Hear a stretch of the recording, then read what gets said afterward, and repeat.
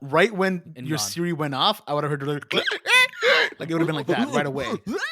Yeah, I started dancing it's at their you again, it's you their know? movement, it's their mannerisms, and Because that it's so scene. disjointed, you know, like they're like double jointed in every And part they of turn their their body. neck Like, in a certain way. They're kind of like breakdancing at the same time. yeah. But no, Yes. that whole sequence was terrifying. Hello and welcome to the movie podcast after show of The Last of Us HBO series. We're here. The show is on episode 2. We're on season 1 still. We didn't jump ahead to season 2 for some reason because guess what? It's not out yet. It's not even being made yet. So why are you here? You're here for episode 2 of season 1. Of course, my name is Shahbaz. I am one of your survivors.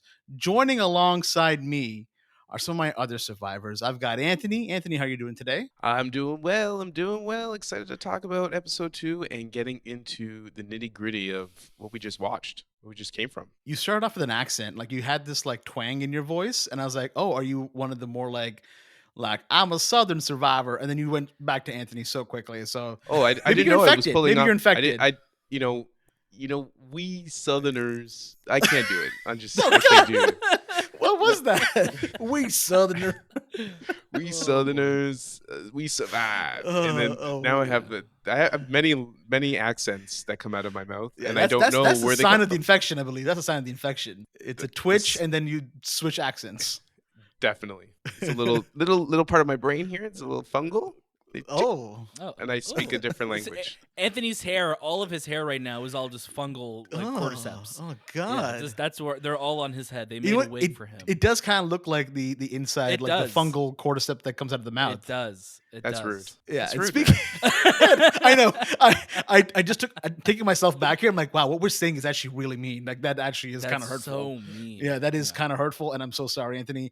But that wasn't my fault. That was the other survivor's fault. Daniel, how are you doing today? Well, hello there. I am a Southerner, and you know what, Shay? We are survivors. Oh, Okay, and we're here.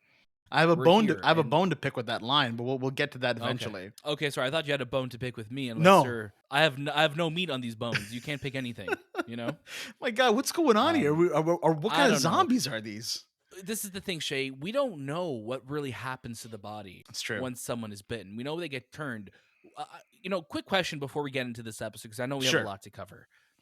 If you had to be bitten, Okay. where would you want to be bitten? Leg? Leg, eh? Leg, they said on that sign, I think the leg was the slowest, right? The place to get Yeah. infected, The infection slowest turning time, rate. like yeah, exactly the turning rate. Because you could Right. cut off your limb, right, to stop the spread of the infection. You would think. We did see some. So this is the thing, though. We did see some survivors in the Fedra camp in the quarantine zone in the first episode who did not have limbs. Yeah. Now I'm curious, was that from like a war? Are they veterans, or were they people who got bit and they cut off their limb? We don't know. I'm curious to see how this would, if this virus can be circumvented like that. Because if I was to get bit in the arm, chop that thing off. Give me a hook. So Like, you I pick don't- arm. I don't just want to confirm. Is that what you're saying? You would want arm first? I like my hands. I would. But here's the thing. I like my hands too, but it gave me a chance of survival. I think my legs. I'd be better off keeping my legs than keeping my arms. This is going to open up a whole different conversation. But I don't know think, about that. I don't know. I man. think I'd be I okay don't to know. have Anthony, hooks what as about you? hands. Dude, like if you have no leg, like, are you saying you don't want the legs? Well, yeah, because if I don't have dead. legs, Dude, you're dead. Are you crazy? Well, Do you know how fast these I don't fucking know. things run? Do you that's understand? what I'm saying. That's why You're I'd rather wait, cut wait. my arm off. Anthony, no, Anthony. Daniel's saying he wants to keep his legs. He doesn't. I want to his keep my arms. legs. Oh, so you can't use. Yeah. He's dead anyway. He's dead both Yeah. ways. When you lose dead. any It's limb like okay. that, you're There's gone. no winning. There's no winning. You're You can't Daniel. Sorry, you're unless dead. There's no unless- winning. no winning on it. unless your arm turns into like machete or whatever his name is, and they Right. become blade arms. You know? Uh-huh. Right, but that's the thing. I know I'm going to rub my eyes in the middle of the night, and guess what? No more head, Daniel. That's fine. Oops. Give a Oops, close oops, shave. no head. That's how it Yeah. happens. Episode 2, wow. Episode 2. We're talking about episode 2, of course, of The Last of Us. This is a phenomenal episode, and I can't wait to dive into it. We're also huge fans of the game. If you haven't played the game and you're curious about it, keep watching this show on HBO. But also, if you get some time, you can also listen to our review of The Last of Us Part 1 on the PlayStation 5. We reviewed it back when the game came out in the fall of 2022. Great place to start if you kind of want to get some more information about how that game works, how I guess you could call it really a remake, how that remake of the game looks.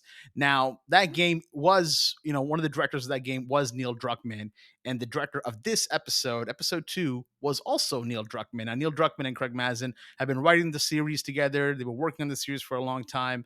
So this was really cool to see Neil kind of jumping behind the camera again, but this time for something a bit more live action, because I'm sure when you're directing motion capture, there's a lot that's there that's very similar, but you're not dealing with the environment that is actually taking place in front of you, because this show was shot in Calgary.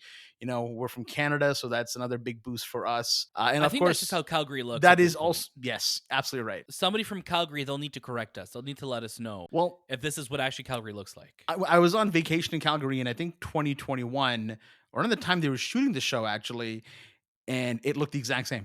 Like, there were people walking around with fungal on their heads, so it was upsetting. What can you do, right? What can we do? What can you do? All I had to do was run. I just said, bite my leg and let me run. Let me get out of here. I also want to give a huge shout out to our friends over at Crave and HBO for providing us with this show. We're going to be doing this pretty much every single week that the show is out. When the show is done, we won't have anything to talk about. So you'll be back to the main episodes, because this is the movie podcast. We drop an episode every single Monday, and we drop interviews and reviews all the time as well. You can follow us at The Movie Podcast on Instagram, Twitter, TikTok, and Letterboxd. And you can follow us as well on our own personal accounts. Just check out the show notes down below. Follow us on YouTube, subscribe to us, leave us a thumbs up and a comment. We'd love to know what you thought of the episode as well, because I'm sure there's a lot of people here that are new to the game, or just new to the whole series in total. So please let us know what you thought. But let's talk about the show a little bit. Let's not waste too much time. Let's get into it, because there's a lot to uncover, a lot to unpack from here. We last left off in the game, or sorry, should I say in the show, where we've kind of discovered that Ellie's infected. Okay, they're escaping the quarantine zone. Ellie's infected. They had no idea. And when I talk about they, I'm talking about Tess and Joel, of course. They have no idea what's going on. They're like, whoa, whoa, whoa. We're transporting pretty much, I guess you could say, almost like a ticking bomb at this point. Like, Yeah. if you were to look at it in a human perspective. So that's what's really interesting here. And it kind of ends there. Us who've played the game, we're like, oh, we're in for the ride now. I'm so curious. People who watched the show, they were like, what the hell is going on? There's a moment Right. I was watching one of the HBO after the show kind of things about episode 1, where you're seeing Joel beat up the Fedra agent and kind of punching him, and you're looking at Ellie in the background. And Craig Mazin, he said that Ellie's at this point activated. At this point, she's starting to see that this person will do anything to protect her. And that's going to really play into this episode. And as we keep going into the rest of the season, and then when we jump to part 2, which hopefully won't be too far away, or whatever they do. But I want to start with this episode. Starts off also very interesting, kind of like episode 1 started, where we're not, picking up right where we left off. We're kind of starting off in Thailand. We're starting off in Jakarta. We're kind of seeing the days before everything kind of went to shit. And you're seeing the I guess the government agents or police really approaching this woman. She's at the restaurant and she's eating, and she's I can't pronounce the word. It was like a micro something doctor. She was a professor of mycology, or I Mycology. mycology, is that it? Yes. It's a doctor of fungi. Fungi. Yeah. So she's Also, already quick correction, Shay. She's Indonesia, not Thailand. Oh, I'm so sorry. Jakarta. That's my apologies. Sorry to everybody out there. Yes, Indonesia, Jakarta. I'm getting you know what? I say Jakarta a lot, and I always get it confused. That's why We do. We always say Jakarta. Yeah, we always say Jakarta. But so we jump into this car, and she's driving. She's like, "What's going on?" Like, and you have to wonder, if you're a professor of fungi, like, really, what could the government want with you? So, Anthony, I want to kick it to you. How are you feeling about the beginning of this episode? We're starting to see that the government's kind of got an idea as to there's something going on here. There's something really messed up. And then we get to this lab where we see one of the first few infected. I wouldn't want to say patient 0, because clearly there were people before this. But what were your thoughts on this opening? The world building and kind of like a lot of those questions that are being answered at the same time, that from someone who's played the game kind of wondered, like, where did this all start? And so we know that Jakarta is ground zero for this mutation of Cordyceps, and we get to see that it started in a grain factory. And I know right now throughout the world in the news that a lot of people have speculated that this is how the virus spreads, and it's true. It is. This is how it spreads because she is the when she's a professor as the professor, she's like, yeah, it's a perfect substrate, which is basically a base in which this organism can live on and migrate to other parts of the world. So you have this idea of like how it started. We get to see for the first time the I guess the dangly stuff that comes out of the mouth, but like being pulled. But you also feel like this is the first time you see it in a way that it's self-aware. So it knows Almost touch symbiotic, right? very symbiotic. So you kind of get this vibe that okay, this is not just a mutation of cordyceps. This is like they know, or this cordyceps knows, this virus knows what it's doing and what it wants to do. It wants to attach itself to the human form. It wants to take over our bodies. It wants to take over and control us. And I think that's as as basic as this virus will be. But yeah, it's pretty scary because she's like, the only thing I can suggest is we need to bomb this city, bomb everything, because we don't know who bit this lady, right? Right now, we don't know who bit this lady, Yeah. and we don't have her, so or have them. So What a harrowing start to this episode, though. Like, I know yeah, episode 1 scared the shit out of me when that opening scene on the talk show 1968. You have this mycologist who has, studied the world and everything. And when her first reaction is just like bomb. Like those are the bomb, first word out of her mouth. Boom. Like just bomb everything. And it's like that is so scary to hear that. And I think that's what really set me off this episode too, because I'm like, what a scary way to start this episode. And we're also watching the show, obviously in a post-pandemic world, and you see like the correlations between things. And obviously, no one has turned into any infected that's going out chasing and biting people yet. Hopefully, but it's wild to see that like this, like you feel a lot of these similarities where it's like you find out where something's coming from, and her first reaction is just bomb and take me home to my family. Like that's heavy stuff, man. That's heavy. It's really interesting because you kind of start to see a lot when you play the game as well. There's so much ruin in the city. There's so many, at the ending of the first episode, buildings are pretty much toppled and collapsed. And I guess you could assume like, oh, this probably happened due to like just natural erosion that can occur with Right. um just the way the world works. But when you start to realize, oh no, bombs were going off to completely viscerate people, like that's when you start to go, oh, okay, there's a Yeah. lot more to this. And this episode does a really really fantastic job of that. And they talk about how there's no vaccine, there's no medicine that can cure this. Once we start to figure out that the people that I guess started the biting of people really, Yeah. they lost track. I mean, like, how do you keep track of that? Most of these people that are probably working in these factories are not working with the correct paperwork either. That's just kind of how it works sometimes in these places. And you have people that are just going around, and now the virus is starting to spread. And then Yeah. And people are missing, people are missing. That's it, Yeah. exactly. So we leave from there, and we kind of go into now right where we kind of left off. Ellie's waking up. She's in this abandoned building, and what I loved about this moment is that in the game, the set design and everything looks identical. It It looked the does. exact same. So Daniel, I'd love to kind of get your first reactions really to this part of the episode, the opening of Ellie. What I love so much about this show is that I think this is where we're really starting to see like the casting payoff. We have Pedro Pascal and Anna Torv who are playing Joel and Tess, who are so they play off each other so well. They look like they have a history with one another. They look hardened from what has happened in this world, and you could tell that they are survivors, right? So when you have someone like Ellie coming into the picture, it's such a weird mix. You know what I mean? It's such a weird like DNA mix where it's like, okay, you have these two, they're doing it because they want their battery, but you also have Ellie who is who's a smart ass, and she'll curse at you, and she very much is like an adult in a 14-year-old's body.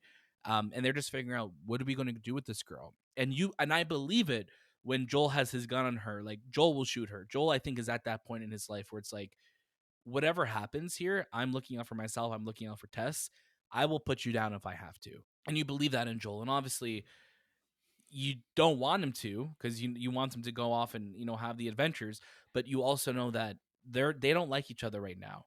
And I think there's also that there's a great moment where you see Joel and Tess eating their like jerky of some sort, and then you see Oh like Ellie God. just eating this giant chicken sandwich, and it's just like it's funny because like they're like, yeah, like look how she's eating that way because Marley knows we need to keep her alive, we need to keep her well, because she is hopefully going to be the savior for everyone, while we have Joel and Tess who have more reason to be upset at her because she's eating well, and they're eating literally just like bark off a tree, like they're eating just like rusty nails or something like that they found along Oh the way. God. Hopefully not rusty nails, but like it does not look appetizing at all. But yeah, like you said, Shay, there are moments in this show, and again, this is obviously coming from Neil Druckmann, who is the creator of the series, and you have Craig Mazin, who loves the series. There's such an authenticity to this entire show that everything looks like it is like these cutscenes coming to life, right? And I think when we have Tess and Joel like figuring out what they're going to do, they realize, like, what, we need Ellie. We need to kind of go on our way with her. And there's another great line in this scene too, where Ellie, as they're leaving this kind of abandoned area that they're in before they get to the hotel or to the museum, we have like Ellie asking for a gun as well too. And then they're like, no. And she's like, what am I supposed to do? Throw my sandwich at them? Like, it's just like there's like little moments like that. And Ellie just loves getting the last word in. She's always There's got a another witty part too in this. comeback. She always has a witty comeback. When she's leaving this room, it's like, oh, is there anything, when she's going to the washroom, is there anything else in this room that's dangerous? And Joel's like, only you. And she's like, ha ha. Like it's just you already see like these breadcrumbs that they're going to start building and having a Right. relationship with one another. And I think that again, it's just a testament to the incredible acting on this show, that what we've seen so far. And yeah, phenomenal. I'm loving everything up to this moment so far. You had a moment though, Shay. You said you had some gripes I with did, but it is a little later, and it's not even really a okay. gripe. It's more like the game fan in me Right. wanted a certain thing, I but got you. it Sorry, I is apologize. I'll take the word gripe out. You had I guess a little a red fan flag moment that you that I wanted to wanted, call but into play. also Yeah. we're very understanding. But what I love about in the game, one of the things that was really um, a point that always kind of came up was Ellie doesn't know how to swim. And in the Yeah. game, you'd have to kind of look for some sort of like a pallet Plank, or something or palette, yeah. plank, and you'd bring it over and carry her. What I loved about that is the little wink and the nod that this show does immediately to you is they get to this hotel. It looks like it's submerged in like 60 feet of water. And Ellie's like, well, I don't know how to swim. And immediately, as a fan of the game, you're like, oh my God, Joel's going to go get her something. But then Yeah. he just Hit takes, R3 to look for the yeah. box for her to float on. And then Yeah. he just immediately takes a step in the water, and the water is like maybe like 2 feet deep or less. And it's just like, oh, okay, that's funny. That like that Yeah. you don't want to spend 12 minutes of this episode of him finding a pallet. And then you start to Right. kind of just develop more about knowing more about what the infected are like. And Anthony, I'd love for you to jump in and tell us more about kind of what we discover about how the infected in this world work, because we start to see that there's almost this, I guess, DNA of the earth, the world, kind of like how fungal is, or mushrooms and all fungal things are made. They have a deeply rooted connection to the earth, which really carries itself over to these infected. I'd love for you to speak on that. That's something that's new to the series and to the game is they can actually fungal grows into the ground, and it can actually alert other infected. So I would say it's called the Cordyceps Alert System, the CAS. They've got So badges too, I believe. They're just wearing them right Yeah. on their arms. so yeah, like that's pretty cool. Like it's an interesting take on how a Cordyceps could be alerted a half a mile away of where you are, and that's how they find you, which is unique and creative, and it works actually because it makes sense Yeah, because they definitely. are, now that we know that they have all these stringies in them, why wouldn't they implement it into the ground and Strings. somehow like alert others? Another Right. cool And you scene. discovered something really cool too, right? You Yeah, discovered another something cool really scene cool last episode. that I noticed is there's a scene where Ellie kind of looks over a ledge and she sees a bunch of infected, and if you carefully look, the sun is actually being blocked by the clouds. So there's a bunch of infected on the ground, and the clouds are kind of like overshadowing them. And then as the cloud moves away, the sun is shown. And when the sun hits these infected, they start to kind of like move out of the way, or they're in pain, or they start to move around much faster. And it's because they're fungals. Like fungi love to live in darkness. That's how they grow. They grow in darkness. So when the sun hits them, they're actually almost like vampires where they're in pain because the sun doesn't really do anything. They don't need photosynthesis to grow, they just need darkness. It was just a little detail that was added that I didn't notice until like the fourth watch because I kept watching. I'm like, why are they moving so fast? And then you can clearly see like the shadow being like moving off of them and then the sun hitting them. And as it moves, the sun starts to hit others and the cloud covers the other cordyceps. And it's just like, oh, that's so funny. It's like how they move in this wave. They're all connected, right? They're so in connected. This wave of like, they're so connected. It's like that line in The Departed, right? It's like with the, they're like mushrooms. Feed them shit and keep them in the dark. Like That's how I know. How they want to live. That's how they want to live. That's how I learned about mushrooms. I'm like, oh, The Departed. I quoted that in school, and they were like, you can't say that, Shahbaz. You can't use that kind of language. No, don't use that language. But what I loved as well, kind of like you're diving deeper into this world is that world building that the game, either maybe they didn't think of that at that time and they kept it very straightforward, but what the show has allowed us to do is expand on a lot of fundamental things about the series while not worrying so much about the nitty-gritty things that maybe don't really need to be translated over into a TV show. I love that when the roots are dry and pretty much dead, that means that the area that they're in doesn't really have any infected. And then we pretty much are now starting to kind of go along with Tess and Ellie, and we're going all the way through. We're learning more and more about what kind of infected are in this world. Ellie's asking a lot of great questions, like, "Oh, I heard there's some that are like bats," and now we're kind of getting that first hint towards the clicker. And Anthony, one of the things I think you shared with us also as well, you seem to be our Easter egg hunter. I think at this point, as the Last of Us series kind of continues, Cordyceps hunter, you're our mushroom hunter. You're our mushroom gatherer, I guess. You sent us this little clip from Twitter that I guess someone else had posted about how at the end of the first episode you kind of see a clicker on a building just screaming and doing its it always gives me the ick when you ever see them move and like flail their arms around, as Daniel's doing right now. That's gonna be a gif right there. Like, I don't know about that one. That's their sounds. We're like, so yeah, that's a gif right there. I'm sorry, that's a gif, Daniel. Please. We're making it. We'll make it. But yeah, that's how they move at you. Yeah. I hate clickers so much, man. Clickers. No, what do you hate more though? Clickers or stalkers? Clickers. Listen, I stalkers scare Stalkers me, are easy to kill though. But when a clicker gets you, man, and like the cutscene goes, and it's the sounds they make, the sounds that I was just making into the microphone. I'm so sorry, listener or watcher, that you had to see me that, but you got to see my dance if you're watching this on YouTube. It's a clicker dance. Yeah, so it's a monster mash, but it's the clicker dance. Yeah, it's so just like, oh, it's so upsetting to see, and seeing that in live action, terrifying.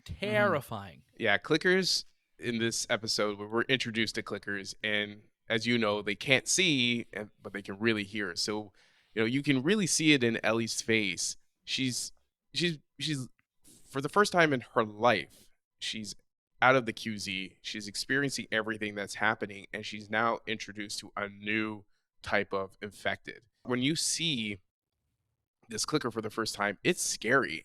It's really scary because they're so in tune to their surroundings, and you literally see the fear on Ellie's face. Like, she's just trying to understand and not make a sound, and that gasp, and it turns, and you see the face, and it yells, and then Joel has to like attack it, and they have this huge struggle and this big shootout. It's very similar to the game. There is this sequence in the game that is in the museum, and there are these clickers, and they're relentless. They come at you.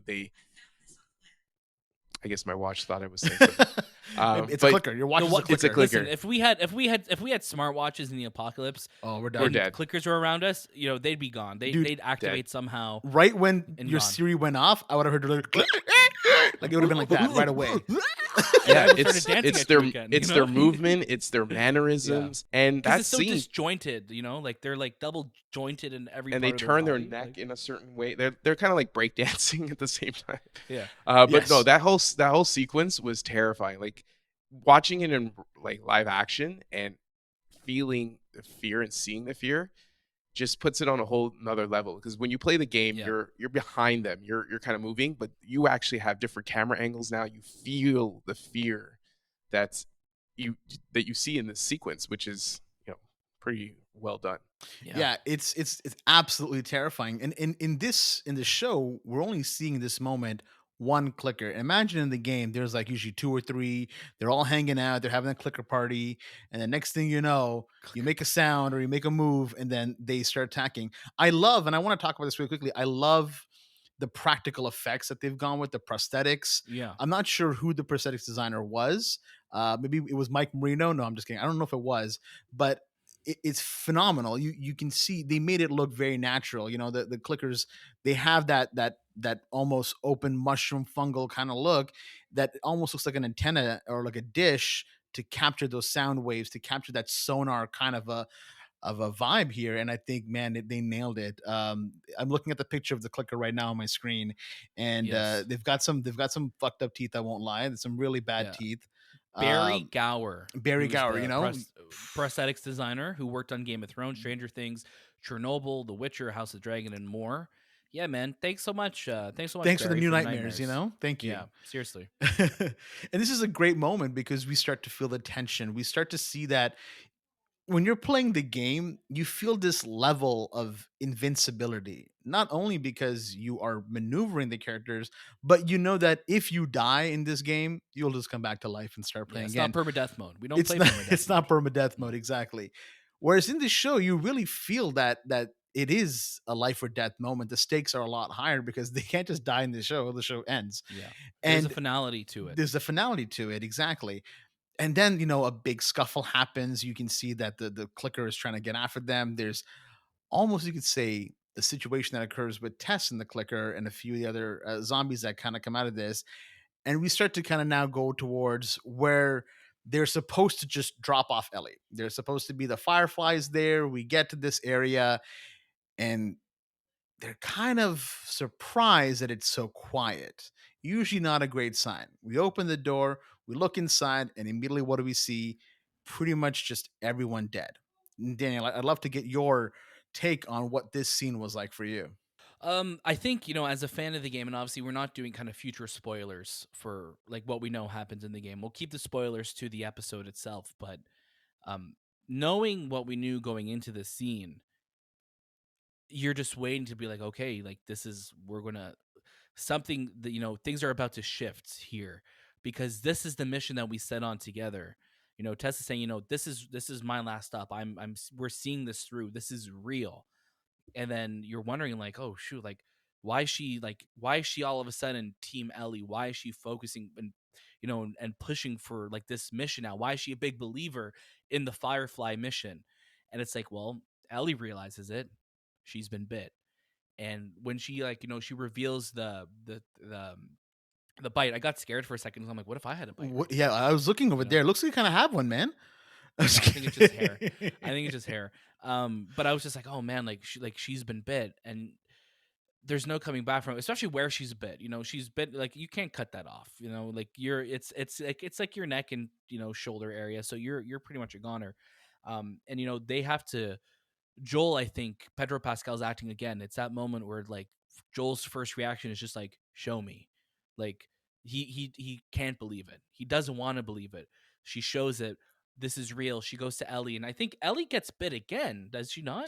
And that's, yeah, She that's what I really does. want to quickly touch on. She That's gets a bit on different the thing too. arm. That's very different. She Yeah, gets in the same area where she got bit in initially. the same spot, Yep. and she's showing the comparison between how much Tess's infection has progressed versus Ellie's, and she's like, "No, like this is real. This like pointing at Ellie's arm, like this is real. You need to do this. Promise me you're going to do this." And it's like, oh my god, like this show deals with so much loss, and I think playing the game, because we have those moments of gameplay, it's you don't feel the heaviness as much sometimes, but when you're dealing with it in a show, it's like, man, like you're just getting loss and loss and loss and death and heaviness. Like there's so much just deep sadness to this world, right? And Joel and Ellie could do what they can. They have to go. They continue their mission, and Tess is like, I want to make sure they don't follow you, right? And being in this moment, being in the scene, it's heavy. Tess knows what she has to do, but it doesn't make it any easier to watch. No, absolutely not. And This is kind of where I had my fan moment that I really wanted, because my favorite lines from the game is when Joel kind of turns around and Tess is talking about, we're shitty people, Joel. It's been that way for a long time, and Joel just turns like, no, we are survivors, Tess. And I love the delivery that Troy Baker gives in the game for that. And I really wanted that line in this show because I feel like it really encompasses what Joel's character is, and what his mission has been up until this moment. We didn't get that line, but that's okay. It's not a big deal, because what proceeds at this moment is we start to see how far Tess is going to go, really, to keep this mission moving forward. And I always found this scene very interesting because it it can feel a little awkward at first. You see Tess just kind of there. She's gearing up. There's a lot of explosives around. Joel and Ellie are kind of escaping at this point, and you hear the because the infected come alive, and once Joel shoots him, it sends that ripple. It sends that wave Right. right through the ground to the nearby zombies, or to the nearby infected, sorry, that we saw, and they all start to kind of run after. And Tess is just standing there. She's trying to light her lighter. She's trying to get that Zippo activated. And one of the infected just kind of sees her, walks over, and kind of gives her this kiss of death. It's just the little fungal cordyceps come out. They start, and you just hear Tess and what Daniel's doing right now on the screen. He's kissing himself with a little fungal. Daniel, you sent me a great picture the other day with, I think, just angel hair spaghetti coming out of your mouth, which pretty Yeah. much encapsulated what happens in the scene. Yeah, Yeah. 100%. Which is a And little different from the game too, right? very Because in different the from the games game. we have soldiers, like Fedra soldiers, It's a and Fedra soldier infected scene. coming. Yeah. Right. And then in the show, it's a swarm of infected that comes. So again, we have similar pathways, but Mhm. they're going to kind of cross and diverge at different moments Mhm. uh, with this show, which I think within the show this still works very much. Absolutely. I Very mean, much so, because right? I think, at this point in this show, you don't need to keep bringing up Fedra. You don't need to keep showing Fedra, because they're not going to be moving the plot along. They need to move the gameplay along, so it's necessary to Right. have them there. But in the show, we've kind of established what their purpose is, what they need to do, and we can kind of move past it. And Tess gets the kiss of death, and next thing you know, boom, it explodes. And I love the music that comes in here. Gustavo Santaolo just does a phenomenal job, as you did in the game as well. It just, you feel it. It's heavy. Ellie's not looking. She's looking ahead. The buildings exploded behind them, and they just got to keep going. And Yep. now Ellie just lost somebody that, well, I guess you could say, died to protect her. Very good episode. It pretty much ends right there. And can't wait to talk more about the rest of the show. But I just want to kind of get your guys' overall reaction to how this episode went. Daniel, we'll start with you. What did you think of episode 2 of the Last of Us HBO series? Episode 2 really takes things forward. It pushes. This is the first real, I think, episode of the show where it's like, okay, you know what? We've introduced everything you need to know about the plot. This is where the story begins. And this episode begins one way. You think this episode is going to go one way. And by the end of this episode, you're like, okay, these are the two characters that are going to be leading this journey. We are off on our adventure now. And we got to see where it goes from here. But this is really, HBO could have easily done both of these episodes together. I'm glad they didn't, because after watching this episode and rewatching the first episode of the season, you gain so much insight from this episode going back to episode 1. So this is one of those shows that I'm excited to watch. Like once the next episode comes out, kind of go back and watch everything and see all that. Like everything as we've been watching the shows have connected so nicely. So I'm just it's a really testament to some incredible writing on the show. Yeah, absolutely. And Anthony, I'd love to get your overall reaction to the episode 2. I really enjoyed it. It was so well written, and the pacing of the episode, because there's a lot that's being told.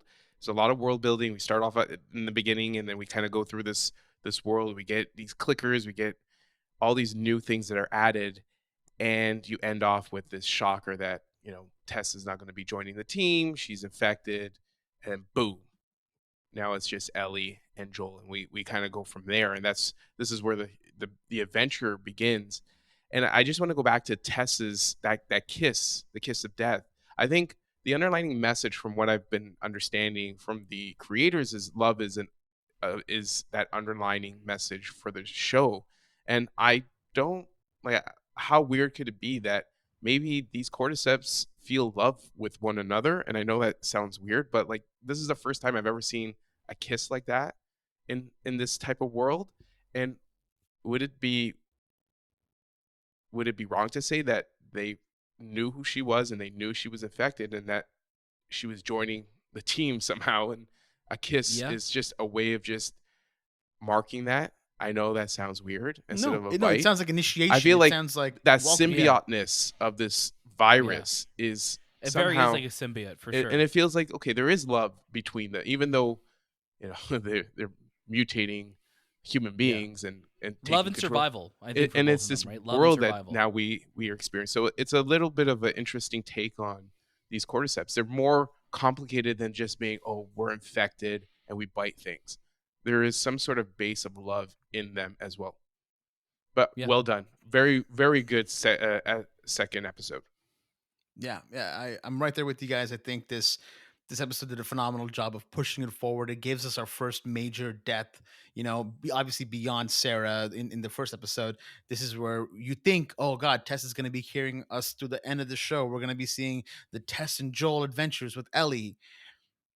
And Anna Torv, phenomenal job that she did. She encapsulated Tess so well.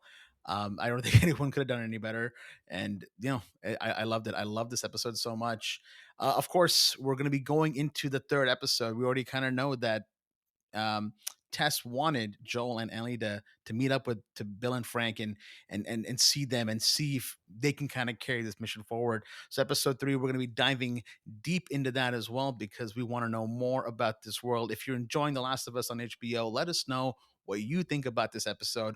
We'd love to hear from you. If you've played the game, give us your perception in that way.